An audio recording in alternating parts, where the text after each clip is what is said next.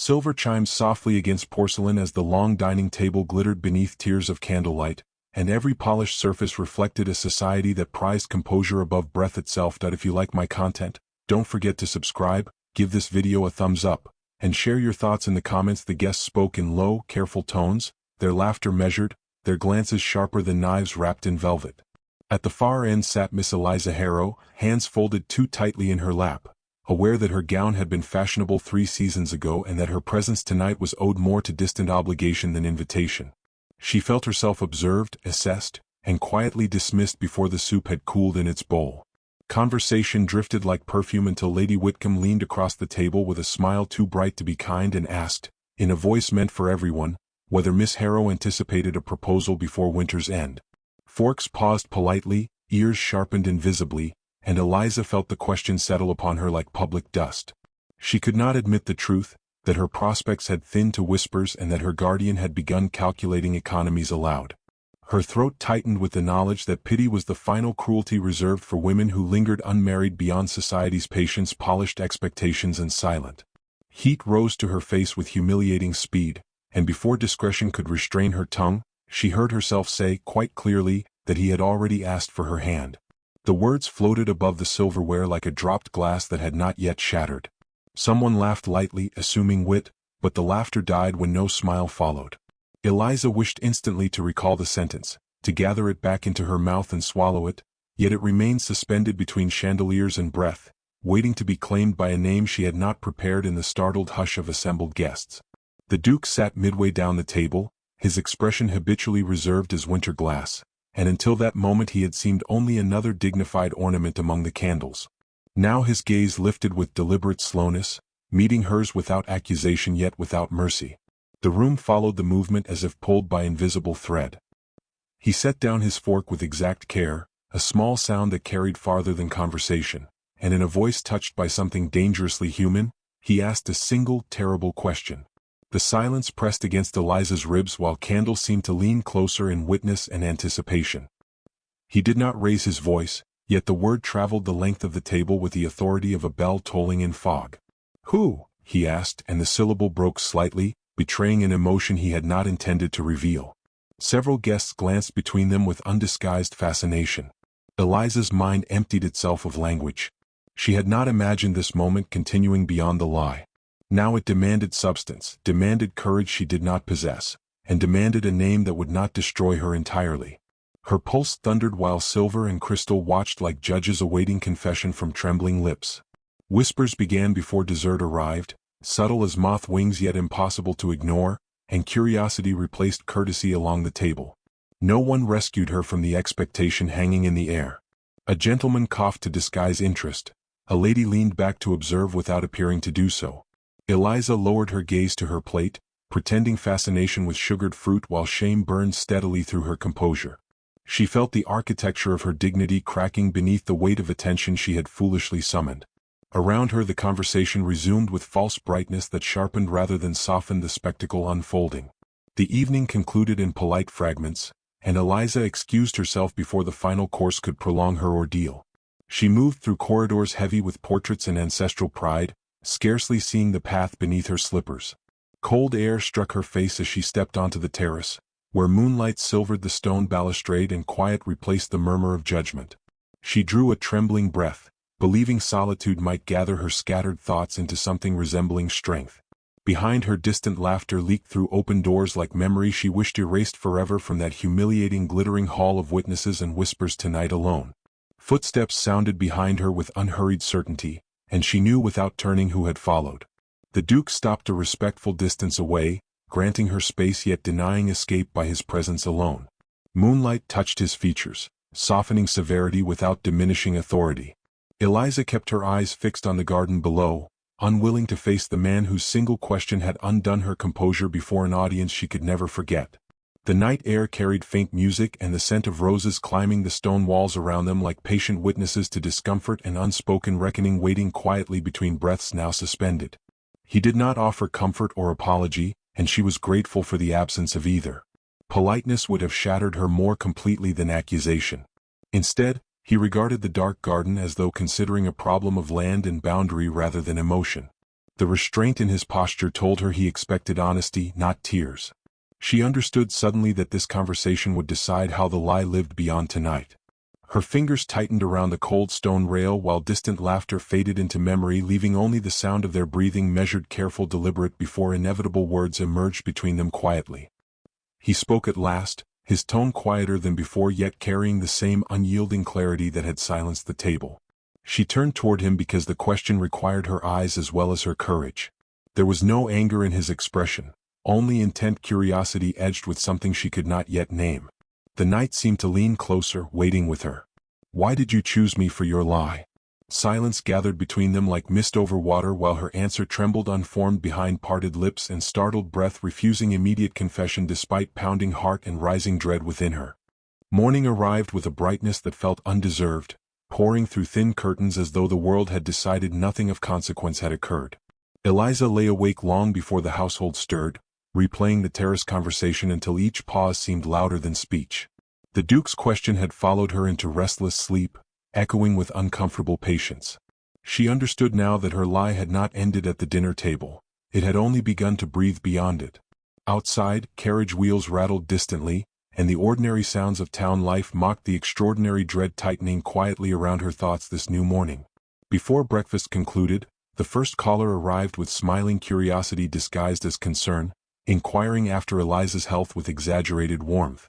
Her guardian received the visitor in the sitting room, and Eliza listened from the staircase as her name floated upward like smoke. The visitor's questions circled delicately around the previous evening without naming it, yet every pause demanded confirmation. Eliza realized the story had already left the dining hall and entered society's bloodstream. By noon, 2 more cards were delivered, each addressed with a familiarity that assumed congratulations rather than clarification from anyone present who had been there last night. A footman in the Duke's livery arrived shortly after luncheon carrying a velvet box with quiet formality. Eliza recognized the crest before she recognized her own dread. Her guardian opened the parcel with puzzled ceremony while she watched from across the room, unable to breathe properly. Inside, nestled in satin, lay an antique brooch fashioned in delicate gold and seed pearls, unmistakably old and unmistakably valuable. No note accompanied it. No explanation softened its meaning. The object gleamed with inherited dignity, announcing to the household that the rumor required no correction from its supposed source at all whatsoever. Her guardian's expression shifted from confusion to astonished calculation, and Eliza understood the transformation with painful clarity. The brooch represented legitimacy more persuasive than any spoken defense. Servants exchanged looks in doorways, already constructing a narrative in which she had ascended quietly overnight. Eliza felt neither triumph nor relief, only a tightening awareness that the Duke had chosen silence over denial. By allowing this token to arrive, he had entered the lie deliberately. She wondered whether he acted from irritation, amusement, or some motive she could not yet decipher within her anxious thoughts that crowded restlessly through her mind now. Whispers thickened throughout the afternoon like gathering fog, and every knock upon the door seemed to carry fresh speculation inside with it. Eliza overheard fragments of admiration, envy, and suspicion threaded together in uneasy harmony. Some believed she had cleverly secured a noble future. Others assumed quiet manipulation unworthy of sympathy. Each interpretation bruised her in a different manner. She realized with sinking certainty that reputation no longer belonged to her alone. It had become shared property, traded casually between neighbors who delighted in arranging her fate without requiring her consent or explanation for their entertainment. Unable to endure the waiting, she resolved to return the brooch before rumor hardened into something unmanageable. The journey to the Duke's estate felt longer than usual, every turn of the carriage wheels echoing the consequences of her decision. She rehearsed apologies that dissolved each time she attempted to speak them aloud. By the time the gates appeared, framed by orderly trees and disciplined hedges, her resolve trembled but did not retreat. She understood that returning the token was the only action left that belonged entirely to her wounded dignity. The Duke received her in a small study warmed by afternoon light filtering through tall windows, his expression composed yet watchful. Eliza placed the velvet box upon his desk without ceremony and explained that the gift must be returned before misunderstanding deepened. He listened without interruption, his gaze resting on the brooch as though considering an object of historical interest rather than scandal. When she finished, he pushed the box gently back toward her. His voice carried quiet certainty as he told her the brooch had been sent intentionally and would not be reclaimed for any reason. She stared at him, struggling to comprehend the calm with which he accepted the unfolding chaos. He explained that society already believed what it wished, and denial would only sharpen curiosity into cruelty. If a lie must exist, he said, it should at least be conducted with dignity. The words unsettled her more than accusation would have done. She sensed that he had chosen to stand within the rumor beside her rather than step safely outside it. That decision altered the balance between them in ways she could neither predict nor resist. He offered to escort her home publicly, insisting that their shared appearance would quiet speculation better than absence. The carriage ride through town felt exposed, as though every window concealed observing eyes. Eliza kept her posture steady while her thoughts churned beneath practiced composure. She understood that this gesture, this visible alignment, would confirm every whisper that had spread since morning. Yet she also recognized a strange comfort in not facing the spectacle alone. For the first time since the dinner, she felt the burden of the lie slightly redistributed between two unwilling participants. As they parted at her door, she heard two passing ladies murmur that the Duke's attention must surely be born of pity rather than affection. The remark pierced deeper than earlier humiliation, because she feared it might contain truth. That evening, while removing the brooch from its velvet nest, she realized the scandal had shifted shape. What began as a desperate sentence spoken in shame had become a shared performance neither of them had chosen, yet neither now seemed willing to abandon entirely. Rain arrived without warning, sweeping across the countryside in silver sheets that erased road and horizon alike. Eliza's carriage halted midway between town and the Duke's estate, the driver shouting apologies through the downpour as wheels sank treacherously into mud. With no shelter nearer than the manor gates, she accepted the inevitable and allowed herself to be escorted through the storm, skirts gathered, slippers soaked, pride abandoned to necessity. By the time the heavy doors closed behind her, she felt less like a guest than a confession delivered dripping into unwelcome light. Servants hurried discreetly, offering towels and warmth without questions that politeness forbade them to ask. The Duke appeared at the end of the corridor, his expression registering surprise before smoothing into formal courtesy. He ordered a fire prepared in the small sitting room rather than the grand drawing chamber, choosing intimacy over display. Eliza sensed the deliberate kindness in that decision and felt her composure tremble in response. Rain battered the windows with relentless urgency, as though determined to prevent her departure until something unresolved between them found its voice. They sat across from one another with the firelight casting restless shadows along paneled walls, each aware that society's audience had been replaced by private stillness. Eliza thanked him for the unexpected shelter, her tone careful and measured.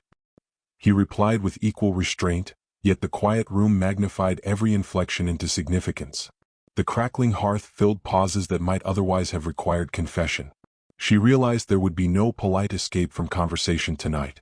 The storm had granted them a rare isolation in which truth could emerge without witnesses to shape it. She apologized first, speaking quickly before courage could falter, explaining that her lie had cost him more than inconvenience. The Duke listened with hands loosely clasped, his gaze steady but unreadable. When she finished, he surprised her by confessing something she had not anticipated. He admitted that on the night of the dinner he had intended to propose marriage to another woman of suitable status. Her impulsive claim had interrupted that plan entirely. The revelation struck her with unexpected force, as though the rain outside had suddenly fallen within her chest. Eliza struggled to respond, guilt mingling with an inexplicable relief she could not justify. She asked why he had not corrected the misunderstanding immediately. He leaned back slightly, considering the question as if weighing its honesty against propriety. Finally, he admitted that he had grown weary of predictable courtships and the rehearsed politeness that accompanied them. Her unguarded desperation, though humiliating, had been startlingly genuine. It had interrupted the careful monotony of his life. For the first time in years, he said, something had occurred that he had not anticipated or controlled.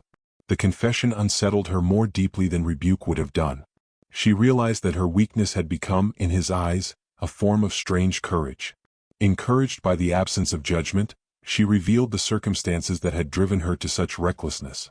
She spoke of dwindling finances, of a guardian anxious to place her advantageously, of the creeping fear that she would become an unwanted burden. Each admission felt like setting down a heavy object she had carried alone for too long. The Duke listened without interruption, his expression gradually softening into something almost tender. A quiet understanding formed between them, delicate as the steam rising from teacups forgotten on the table. They found themselves speaking more freely, exchanging small remarks that drifted unexpectedly into laughter. The sound startled them both, fragile and unplanned. Eliza noticed how the firelight gentled the Duke's features, revealing humanity behind habitual reserve. He appeared less like a distant figure of authority and more like a man caught in circumstances as unforeseen as her own. The realization altered her perception in ways she could not immediately articulate. Hours passed unnoticed while the storm persisted, sealing them into shared reflection. Eliza became aware that she no longer wished for the rain to cease too quickly. The scandal that had bound them in public humiliation now connected them in private honesty. She sensed that something within their arrangement had shifted from obligation toward reluctant companionship. When at last the rain softened into a steady whisper, she rose reluctantly, knowing departure could no longer be delayed without impropriety. The Duke escorted her to the entrance with quiet attentiveness that required no explanation. As a servant prepared lanterns for the darkened path, he paused beside her with an expression touched by introspection. His voice, when he spoke, carried an unfamiliar hesitation. He told her that lies, once spoken, possess a peculiar life of their own. Sometimes they resist correction because truth has grown comfortable in their shadow. Eliza felt her pulse quicken at the suggestion hidden within his words. She searched his face for clarity but found only thoughtful restraint where certainty might have been expected. She thanked him again for his hospitality, yet neither moved toward farewell with convincing haste. The moment lingered, stretched thin between propriety and something unnamed. Finally, he said quietly that she might discover the lie increasingly difficult to escape, because he himself was no longer certain he wished it undone. The words settled between them with profound weight. Eliza stepped into the damp night air carrying more than gratitude.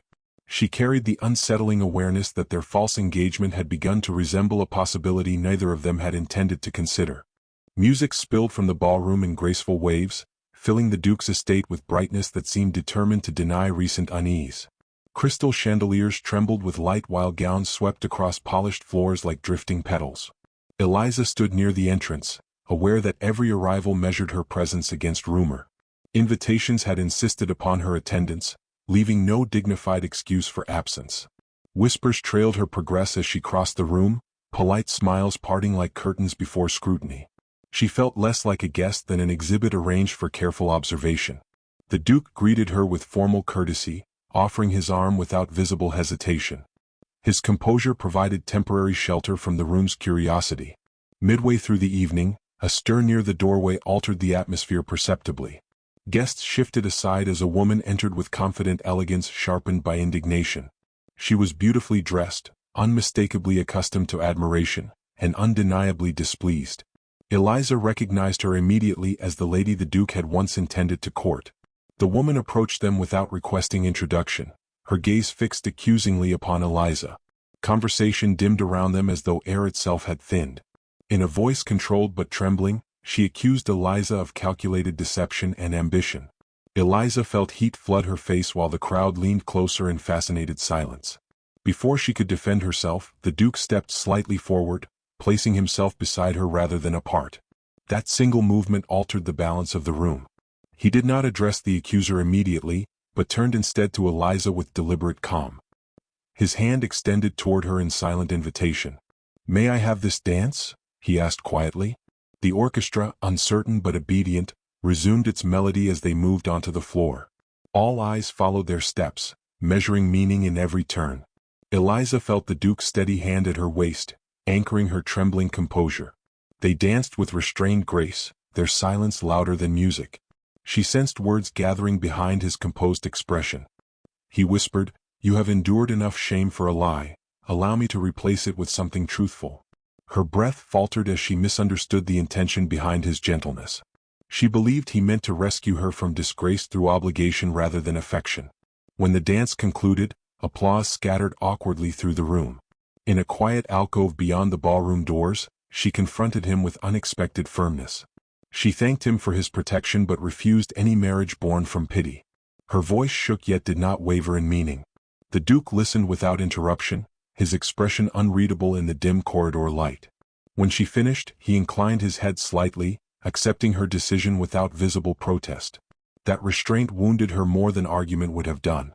They returned separately to the ballroom, where speculation swelled instantly at the distance between them. By evening's end, Society had already decided the engagement must be fractured. Eliza departed early, carrying both relief and aching uncertainty into the waiting night. Carriage lamps flickered against wet cobblestones as she traveled home in thoughtful silence. She replayed the dance repeatedly, searching for sincerity within his careful words. Each memory unsettled her conclusions rather than confirming them. Sleep evaded her, replaced by restless images of chandeliers and accusing eyes. She wondered whether dignity sometimes required refusing kindness as fiercely as rejecting insult. Morning light revealed nothing of the previous night's emotional turbulence. Yet a letter awaited her on the hall table, sealed with the Duke's crest. Her hands trembled before she dared to open it. Inside lay only a brief note written in controlled script. He thanked her for her honesty and apologized for placing her in further discomfort. He added that some truths required patience before they could be spoken aloud. The message confused her more than silence would have done. She read it twice, searching for intention between restrained phrases. A strange anticipation settled beside her lingering doubt. By afternoon, rumors of the confrontation had reached every corner of town. Some believed she had rejected him boldly, others believed he had withdrawn interest abruptly. Both versions wounded her pride equally. She stepped into the garden seeking quiet from voices that followed her even indoors. Autumn air cooled her thoughts while fallen leaves whispered beneath her shoes. For the first time, she admitted she missed his steady presence beside her. That realization frightened her more than public humiliation ever had. She understood now that the lie had woven itself into genuine feeling. But she could not yet determine whether his feelings mirrored her own. A distant carriage sound interrupted her thoughts with sudden urgency. She turned toward the gate as anticipation tightened unexpectedly within her chest. The vehicle halted, and a familiar figure stepped down onto the path. The Duke approached without hat or gloves, as though haste had dismissed formality. His expression carried resolve rather than composure. Eliza felt her breath catch in fragile expectation. He stopped a few steps away, studying her with unguarded intensity. The garden seemed to hold its own breath around them. Whatever he intended to say hovered between them, urgent and inevitable. She waited without speaking, afraid that words might scatter the fragile moment before it formed. He drew a steady breath, as though gathering courage unfamiliar to him. Her pulse echoed loudly in her ears. "I came because silence has become impossible," he said with quiet intensity. "I fear I have allowed misunderstanding to speak in my place for too long." Eliza sensed the evening's confrontation returning with renewed significance. She braced herself for words that might heal or shatter her equally. He stepped closer, closing the respectful distance that had always existed between them. "Last night you believed I offered pity," he continued softly. "I offered something far more dangerous than that. I offered truth I was not yet brave enough to name." The words settled over her like sudden sunlight breaking through cloud. Hope rose within her, cautious but undeniable. She realized the lie had brought them to something real undeniably.